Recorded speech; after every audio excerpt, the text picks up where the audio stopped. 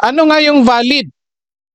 Ang paggawa ng website, address ba niya immediately yung problema sa corruption or sa flood control issues projects?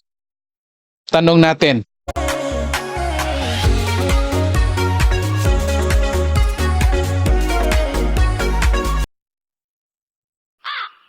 Hello, maayong adlaw and maligayang pagdating dito sa ating channel Psychology and Social Issues, and medyo matagal-tagal na rin bago mula nung huli nating pag-upload ng video natin. So ito ngayon, dito meron tayong panibagong video ngayon. Ito pag-usapan natin, ito ay tungkol pa rin sa psychological assessment and testing.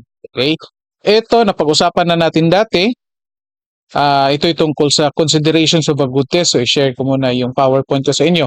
So, hindi ko na i-discuss ito, yung buong detalye. Ipopost ko na lang yung link sa huli ng video na ito. Okay? So, bakit natin pag-usapan ito? I-relate natin ito doon sa dito sa politika na naman, lalo na dito sa bagong implementasyon ng administration ni Presidente Bongbong Marcos. Okay, ito ay tungkol doon sa issue ng mga flood control projects na nagkakaroon nga ng malaking korupsyon, lalong-lalo na sa mga mambabatas na nag-i-insert ng mga projects dyan sa DPWH. So dito, pag-usapan natin, titignan natin, i-apply natin itong considerations of a good test doon sa action ni Presidente Bongbong Marcos, at mag-comment kayo dyan kung anong masasabi nyo dito, kung pasok nga ba dito ang action ni Presidente dito sa mga palatuntunan natin sa considerations of a good test. Okay, so ito nga ang mga palatuntunan sa pagpili ng magandang test or instrumento sa pagkuha ng kinakailangang mga tinatawag natin sa psychology na variable. Ano nga itong considerations of a good test? So meron tayong in-identify dito na tatlo. Unang-una, itong reliability, itong validity, and norms. Of course, meron pang iba na hindi nakasali dito, pero sasabihin ko na lang. Okay? So, ano ito? Ito, reliability, consistency.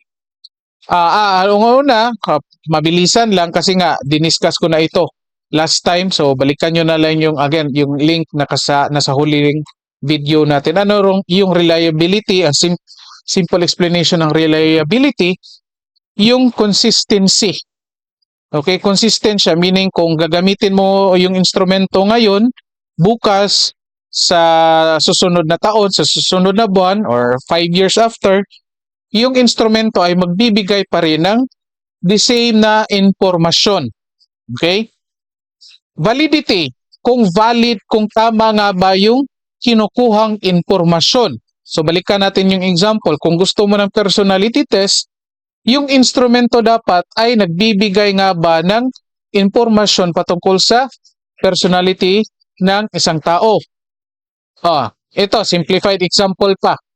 Halimbawa, math teacher ka. Ito, exaggerated example ito.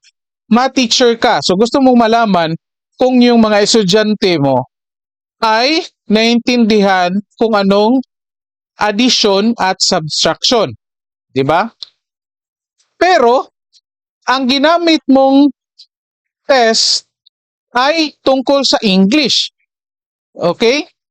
Yung ginamit mong instrument tungkol sa English grammar or comprehension. So, posible, ang lalabas na resulta dyan ay hindi valid tungkol sa kaalaman ng estudyante tungkol sa mathematics. Kasi ang ginamit mo, English grammar. Di ba? So dapat kung gusto mong i-test yung naintindihan or kaalaman ng yung mga estudyante tungkol sa mathematics, dapat ang gagamitin mo na instrumento or mga question sa test mo ay related doon sa mathematics. Ito naman yung norms, ito yung basihan ng or standard. Yung pinakamadali dito. Ito nga tinatawag na reference. Kung tama nga ba ang basihan. So halimbawa, mathematics, balikan natin, grade 4 math. So dapat yung mga topics na nasa instrument mo ay dapat ang grade 4 math lamang. Hindi pwedeng grade 4 math, mga grade 4 students ang estudyante, gagamitin mo yung pang grade 6. So, hindi pasok sa norm yon. So, expected na mas mababa yung mga scores ng mga bata or ng mga estudyante. So, dapat tama yung norms or basihan ng instrument. Meron pa akong idadagdag. Meron pa tayong tinatawag na utility or yung silbi. Sa madaling sabi, yung silbi ng instrumento. Okay? Pero of course, kadalasan, yung utility, susunod na yan kapag meron ng reliability, validity, yung instrumento. Okay? Susunod na yung utility. So, yung usefulness na, yung kahalagahan ng instrumento. Okay, bakit natin ito pinag-usapan ngayon? Punta tayo dito sa nangyayaring issue ng flood control ni Presidente. Okay, apply natin, pakinggan muna natin itong balita, tapos i-apply natin kung tama nga ba ang aksyon dito ng Presidente. Ito. Mahiya naman kayo sa mga kabahayan nating naanod o nalubog sa mga pagbaha. Mahiya naman kayo, lalo sa mga anak natin na magmamana sa mga utang na ginawa ninyo ang binulsan mo ng pera. Ito ang tumatak na linya ni President Ferdinand R. Marcos Jr. sa kanyang ika-4 na State of the Nation address. Tila napundin na ang Pangulo dahil sa sunod-sunod na pagbaha sa kabila ng higit 540 billion pesos sa pondo sa flood control projects. Una nang sinabi ng Pangulo na hahabulin niya ang sinumang sangkot sa pagnanakaw sa pondo ng proyekto. Kasama sa unang hakbang ni President Marcos Jr. ang transparency, gaya ng pag-launch ng sumbong sa Pangulo website. Ano nga ba ang magiging papel nito sa mga flood control projects ng gobyerno? Nakapublish sa website sa flood control list. Nakalagay ang location, contractor, halaga ng proyekto at date of completion. Kapansin-pansin sa bawat gilid ng proyekto ang naka-highlight in red na report. Kapag nag-click ka sa report, ito ang lalabas. Pwede mo nang i-report ang status ng flood control project list. May disclaimer naman na iimbestigahan ang inyong sumbong bago mapanagot ang mga nasa likod ng palyadong project. Okay? So, pinakita ko sa inyo mga ka-psychology, yung first step or first action plan ni Presidente Bongbong Marcos dito tungkol dito sa issue ng flood control projects na mga nangyayari sa ating bansa kasi nga may nadiscovery siya na may nangyayaring malaking korupsyon dyan, lalo na sa DPWH. Nakikita niya or nakikita natin na ang mga may gawa dyan ay yung mga nasa legislative, itong Congress at itong Senate kasi sila nga yung may power of the purse, sila yung nagmo-modify ng budget ng gobyerno. Okay? Yung executive sila lang yung nag-a-apply. So ngayon, apply natin ito, i-move ko lang itong video. Okay, papakita ko yung PowerPoint natin. Ayan, okay. So ito, pag-uusapan natin, i-apply natin itong considerations about good test dito sa ginawang aksyon ni Presidente Bongbong Marcos. Okay? So, disclaimer lang, posibleng makapagsabi ako ng hindi maganda dito sa kay Presidente Bongbong Marcos. Posible ding may masabi ako maganda dito sa kanyang ginawa. So, kung kayo po ay anti Bongbong Marcos, so wag po naman sana kayong magalit. Kung kayo din naman po ay anti, ganun lang din po. Okay, so magiging open lang po tayo. Ito lang po ay discussion na example lang po natin tungkol dito sa ating pinag-usapan na related sa psychological assessment and testing, tapos ina-apply natin dito sa mga aksyon ng gobyerno. Okay, so kung napapansin ninyo sa ating channel, nagdi-discuss ako ng psychology-related topics, tapos ina-apply natin sa social issues.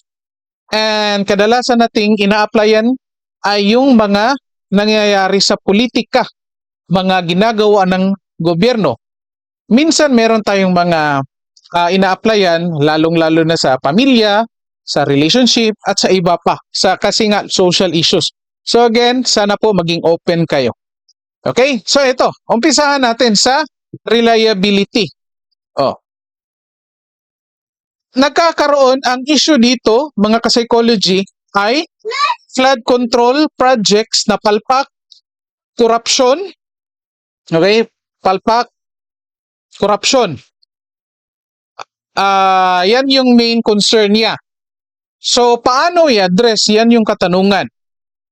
Isa sa paraan ay gumawa ang presidente ng website na mahiya naman kayo, isumbong nyo sa Pangulo website. Ayan, sumbong sa Pangulo. Pinakita sa video na kung saan nasa website nandoon na yung mga flood control projects, tapos yung mga tao na mismo ang magre-report sa kung meron sila nakitang issue.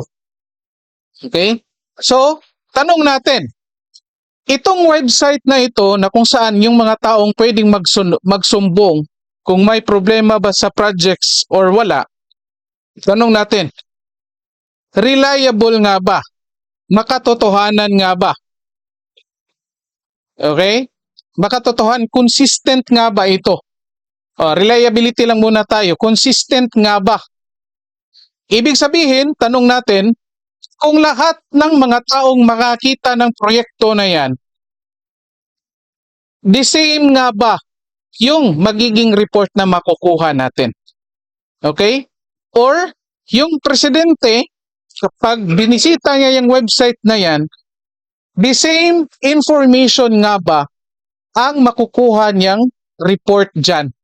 Okay, halimbawa, pumunta siya sa website, nag-open siya, may isang control project, may sumbong dyan. Uniform nga ba? Reliable? Or tama nga bang impormasyon ang makukuha niya patungkol dyan? Okay? Kasi posible namang ito, may issue dito. Kasi ang nakikita natin isa sa mga issues dito ay yung mga ordinaryong Pilipino kung may kakayahan nga bang mag-identify kung ang isang proyekto ay tama or may mali. Okay? So, reliability.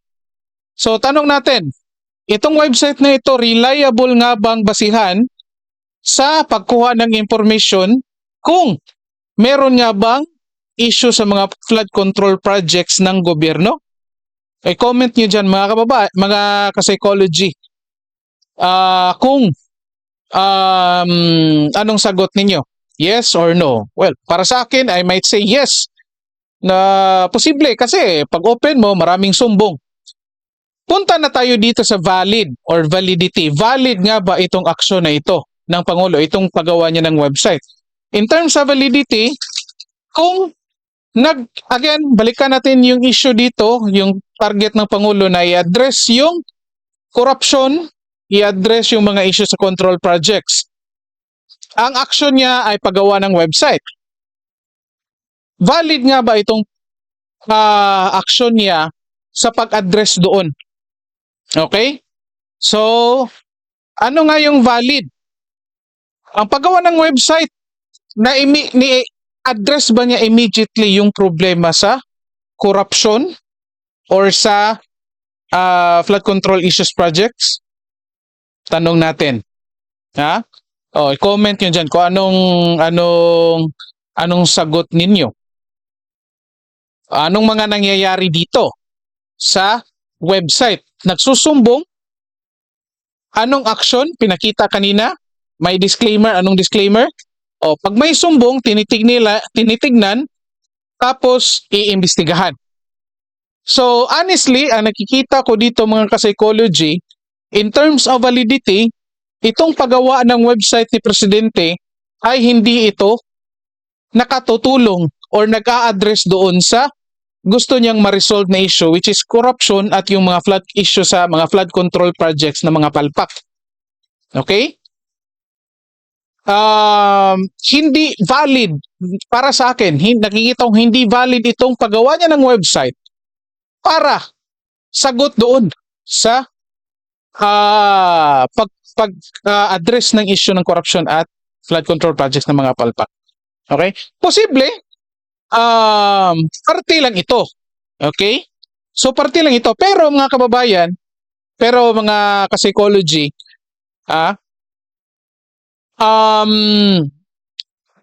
kumukuha ka gumagamit ka ng pondo ng bayan at kumukuha ka ng oras na kung saan pwede mo namang i-shorten yung action mo.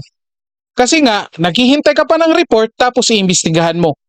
Whereas, pwede naman, di naman talagang, wala ka nang lang website, diretso ka na doon sa investigasyon.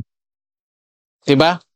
Kasi sa tingin ko, mas madali yun, mas mabilis yun, kaysa paggawa ng website, tignan yung mga sumbong, katulad na ngayon may report na more than 1,000. So imagine mo, basahin pa nila yan, tapos iimbestigahan. Whereas, meron naman talaga silang record. Nandyan na nga sa website nila. So immediately, yung lahat ng proyekto na yan, imbestigahan na lang, sa tingin ko, mas valid yun.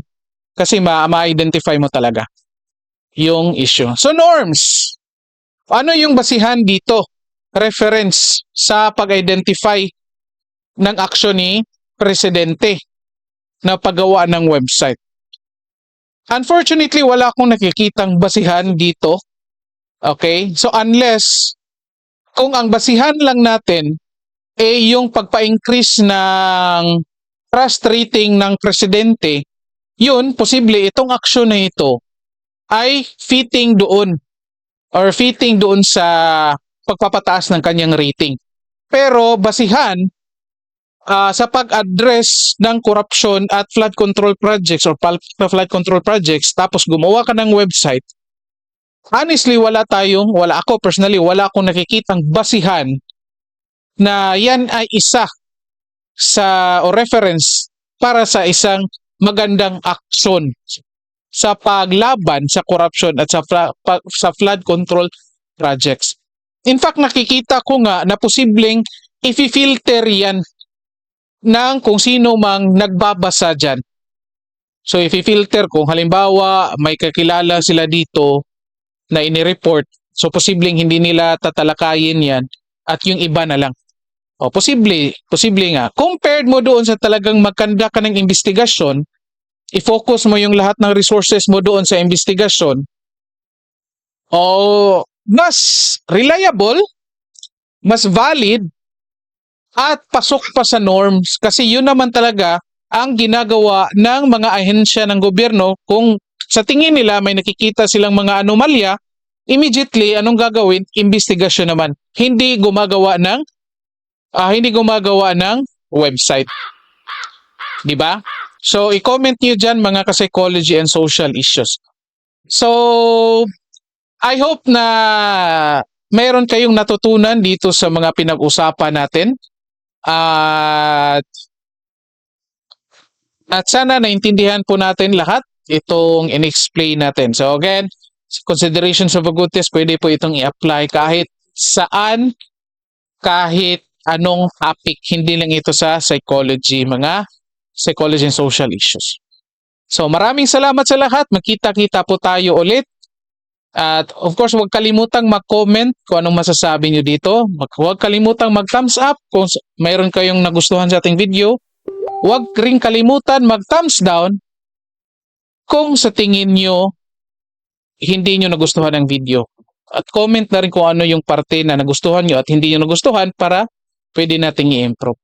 So maraming salamat at magkita-kita tayo sa susunod.